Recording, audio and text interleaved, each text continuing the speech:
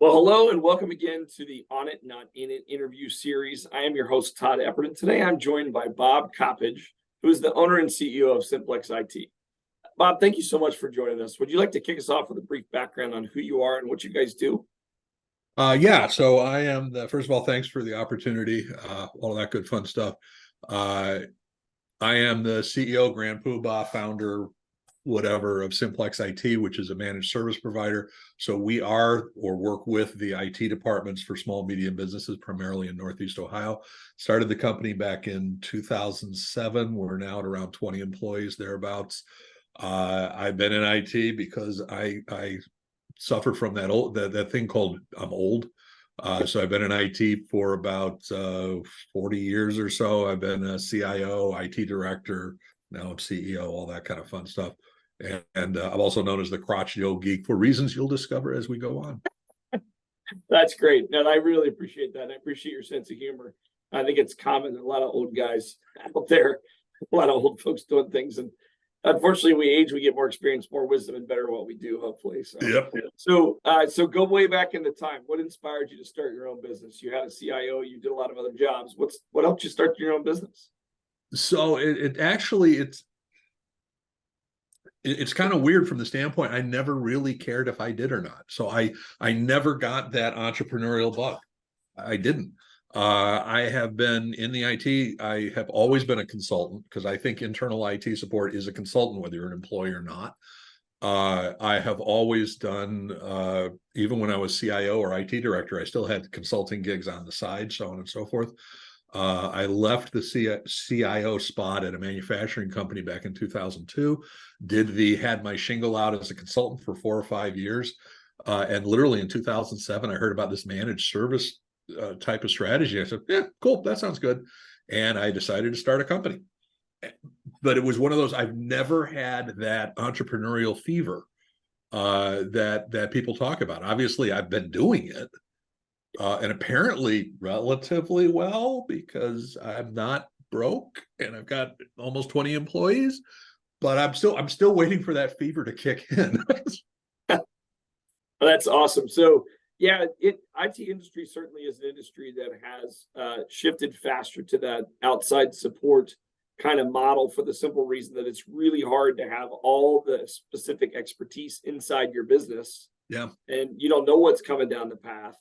So it's great that you've been able to do that. So you kind of got pulled out of the plane rather than standing in the doorway with your parachute on and thinking about jumping out. You just got pulled right out. Yeah, that's great. Absolutely. So share with our listeners, what are some common misconceptions about running a business versus working in the corporate world, and how do you address them? So, I mean, first of all, you have that whole, and there's two types of people that you talk to. One are the people who are they're in that chair. They get it. They've done it. They've, bought the t-shirt, all that kind of fun stuff. And then there's the other people who aren't, but have this almost mythical view of what it is. And you get that whole, oh, it must be so great working for yourself. You get to work when you want to and only on the stuff that you want to. And you can feel your heart melting as you hear that, because it is such a it's such a silly, I shouldn't say silly, but it is such a erroneous interpretation of how green that grass is. Because there are absolutely benefits to doing it, no question about it. But boy, with every benefit, there's also that cost. And how do we balance that? And especially since there's so many actions, especially during the first, let's see, I've been doing it for 16 years. So the first 17 years of running your business, where you do things that penalize you today because they will reward you tomorrow. And then tomorrow happens and you're like, where was that thing yesterday promised me? Yeah. That is a great point, Bob. The fact that, everybody starts their own business thinking, oh my gosh, it's going to be so great. And then that's the misconception that's really common. Yeah. And then all of a sudden, if you're not careful, sounds like you've been pretty cautious and worked on this over the years, but if you're not careful, suddenly you're just working a job. And when things go south, you've taken all the risk and you get paid last as the owner, and things aren't going as well. And it's really stressful, right? And so it makes a big difference to think about working on your business. And that's why Oh, we have this absolutely. podcast. And there's also, and there's an actual singer that I loved. He died tragically way too young, but he's named Harry Chapin. He did Cats Oh yeah. in the Cradle and yada, yada, yada. He did an interview, which was absolutely fantastic. He talked about the difference between good tired and bad tired. And he said it was a dry, and I have listened to that interview so many times, where he says bad tired is where you worked on someone else's battles, you fought someone else's issues, you worked for someone else's goals, you did things that someone, and they may have paid you well, and you may have won, you may have whatever, but at the end of the day, there isn't much you in that. Whereas good tired, you may have lost, you may not have succeeded, it may have gone, but it was yours, and I'm not saying that entrepreneurs have it's always going to be, your kind of good tired or whatever, but that's one of the key things. If you're going to survive in this business, whatever the business is, and I'll even say life, and it doesn't have to be entrepreneur, you got to be focusing on the good tired. You want to be able to make sure that at the end of the day, you fought your goals, your dreams, your whatever, and you sleep the sleep of the just. Yeah, I love that. That's a great analogy. And I love the song Cats in the Cradle, by the way. Always reminded me of my dad, right? Yeah. So see, it's a sad song, but it's a great song. So Yeah. yeah. So just out of curiosity, we talked a little bit about the IT business already, but in your industry, I'm not sure that there's a faster evolving industry over the last 50 years, 40 years than IT has been, but it's continuing to evolve. It's continuing to change. So how do you stay adaptable and open to that change that's coming down the path? A friend of mine told me, because first of all, I have friends. Well, at least I did, like 30, and this is like literally 30 years ago. She once told me the definition of obsolete in IT is, does it work? If it works, it's obsolete. And so it is always, always, always a moving target. It is always, always, always evolving. And the value that organizations get out of their use of IT, because at the end of the day, it's not ours, it's theirs. It's that organization, whatever, if they're widgets, they're selling widgets, it's how do they make and how do they sell and service their goods and services? How do we make it so that they're increasing their value? And how do we do that with all of the changes that are happening in IT, and the one industry that's changing faster than IT, security? Yeah. Because that makes IT look like a freaking turtle, that's sleeping. And it's one of the, are you evolving? And so one of the questions when I talk to potential or existing clients or other IT people, MSPs, is, are you doing the same thing you did a year ago? And if you are, you're falling behind.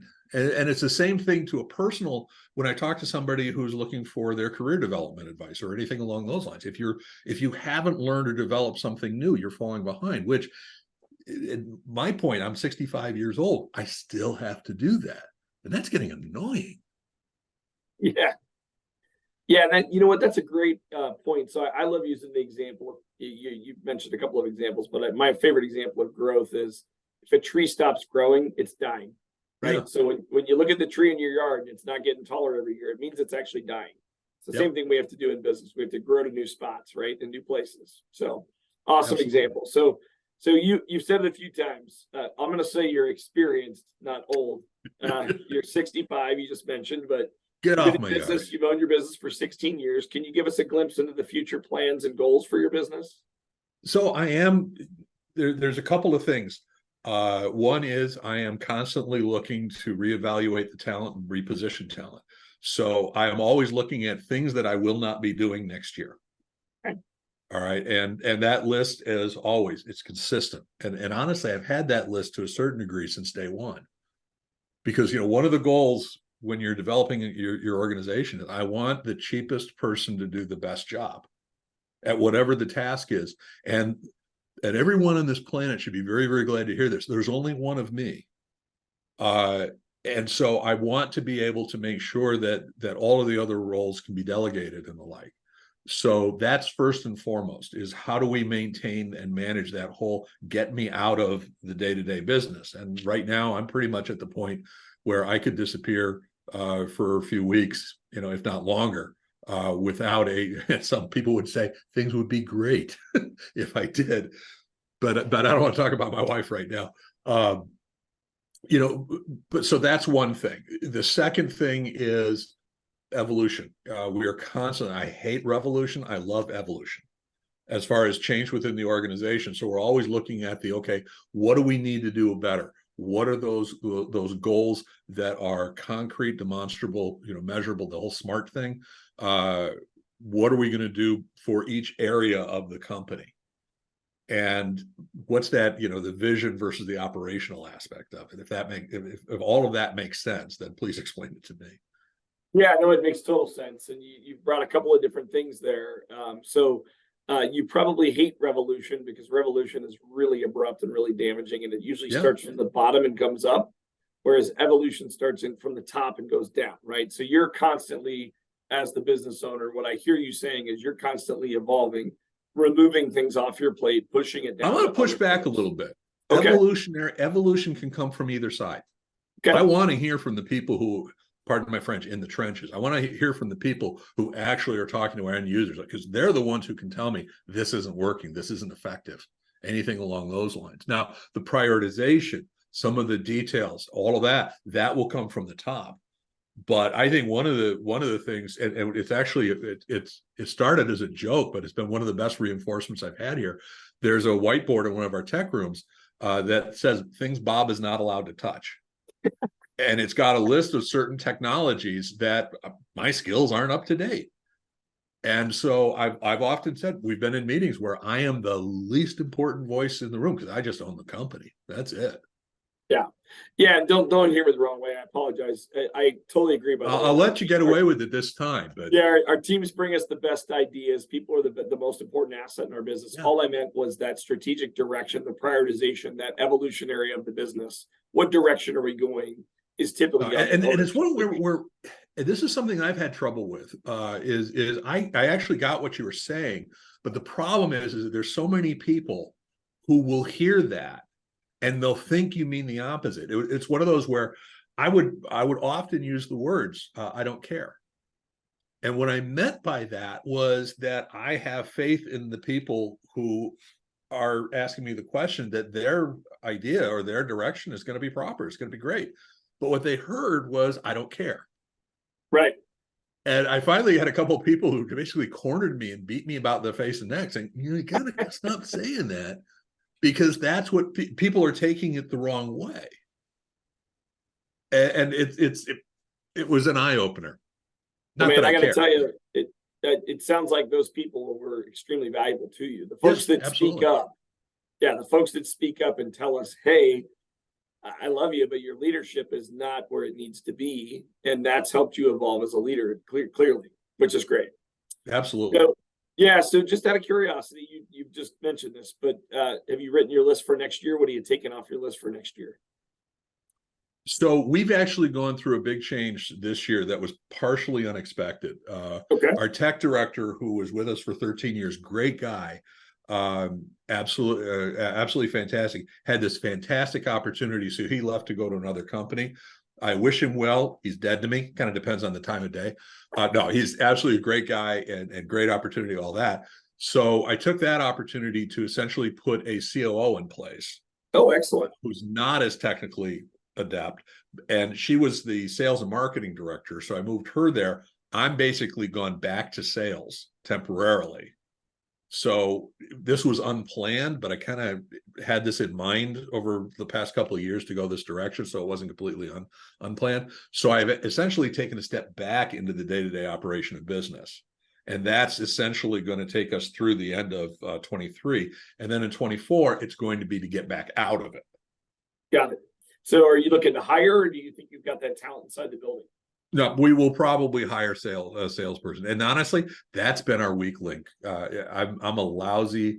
I mean, obviously, I know sales to a certain degree, but I'm not at that point where I can scale to the level that we need. So that's going to be one of the things that we're going to take a look at next year, and we've already got some ideas and thoughts and plans and all that kind of fun stuff. So yeah, that's great, Bob. It sounds like you've done some really good work with your business, and the On It Not In It podcast for those that have listened to it, they'll hear things like, hey, if you're the owner that's bringing all the sales, you're called the rainmaker. And what you really need to become is the architect. Build your Yeah. business. Don't just rainmake it, right? Other things like you need to work on it, not in it. You need to build the structure so it's not so dependent Yeah. on you as the owner. All of those things help us to get ready to position our business for a better eventual exit, transition, whatever it looks like in the future. And so it sounds like you're on the right path, Bob. So fantastic job. So one final question for you. What advice would you offer to aspiring entrepreneurs who are starting their journey or facing challenges in their business today? So one of the first things I would say is don't pay as much attention to old farts like me. And I mean that from a serious standpoint, because what an entrepreneur would do today is very different. Starting off is very different from what an entrepreneur would do starting off back when I did in 2007. The economy is very different depending upon what vertical you're getting involved with. We are still, as an economy, not just an industry, we don't know what the impact is of the pandemic. All supply chains were redefined. Security's been turned upside down. The whole work from office versus work from anywhere has turned everything upside down. And all of those, for organizations that are starting right now, bring unique challenges and opportunities to entrepreneurs, where if you listen to old farts like me too closely, you're gonna think that it has to be done the same way. So you have to do it, but you have to keep the feet on both sides of the creek here. You've got to keep an idea or that open mind to, here's what we did back then, because we have done the journey. We've gone through this, but you have to be able to filter it to, here's how the journey is going to be different because we're on a different landscape. Right. And I've talked to entrepreneurs who were like, I'm going to do it exactly like this guy did because that guy succeeded. And I've also talked to people who, well, this is a completely different world, so you have nothing of value to offer. Right. Never that clear cut one way or the other. So that would be my long-winded answer to that. So probably a blend of listening to some old guys, but also looking at what's really going on in the new landscape, right? And isn't it always a blend? Yeah, absolutely, 100%. Yeah. So, well, Bob, thank you so much. This has been a fantastic time with you. I appreciate you sharing the time that you've given us today. Folks, you'll make sure you get Bob's information when you look at the bottom of the screen when you pick him out. But this is Bob, and his business is Simplex IT. He mentioned up in the Northeast Ohio area. So if you're in that area and you're looking for some outsourced IT work, it sounds like Bob might be your person, or at least his team. So thanks again, Bob. It was great meeting with you and learning more about your entrepreneurial journey and all the success you've had as a business, your leadership skills and things that you've developed. And to everybody watching, I look forward to seeing you in our next episode. Thanks again, Bob. Thank you.